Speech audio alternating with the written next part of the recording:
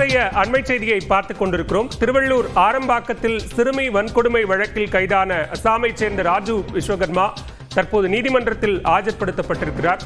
இது தொடர்பான கூடுதல் விவரங்களோடு இணைகிறார் செய்தியாளர் பார்த்தசாரதி. விவரங்கள். அதாவது ஆரம்பாக்கம் 8 வயது சிறுமி வழக்கில் அசாம் மாநிலத்தைச் சேர்ந்த ராஜு விஸ்வகர்மா என்ற நபரை சனிக்கிழமை கைது செய்த காவல்துறையினர் புழல் சிறையில் அடைத்திருந்தனர். நீதிமன்ற காவலில் இருந்த அவரை 7 நாட்கள் போலீஸ் காவலில் விசாரிக்க அனுமதிக்க கோரி நேற்று திருவள்ளூர் நீதிமன்றத்தில் விசாரணைக்கு மனு தாக்கல் செய்திருந்த நிலையில் 7 நாட்கள் விசாரணை குறித்த போலீஸ் கஸ்டடி குறித்த மனுவை இன்று நீதிமன்றத்தில் விசாரணைக்கு எடுத்துக்கொண்டனர்.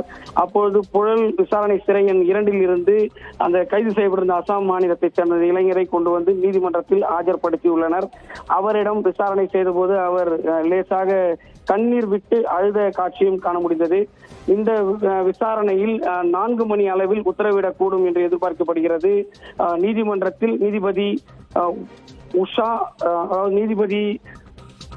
4 மணி அளவில் அவருக்கு 7 நாட்கள் கோரியிருந்த நிலையில் 5 அல்லது 3 நாட்கள் ஏதாவது ஒன்றை உத்தரவிடக்கூடும் என்று காவல்துறை வட்டாரங்கள் தெரிவித்துள்ளன. காவல்துறையில் நீதிபதி உமா மகேஸ்வரி அளிக்கும் அந்த பதிலை பெறுவதற்காக காவல்துறையினர் தற்பொழுது காத்திருக்கின்றனர்.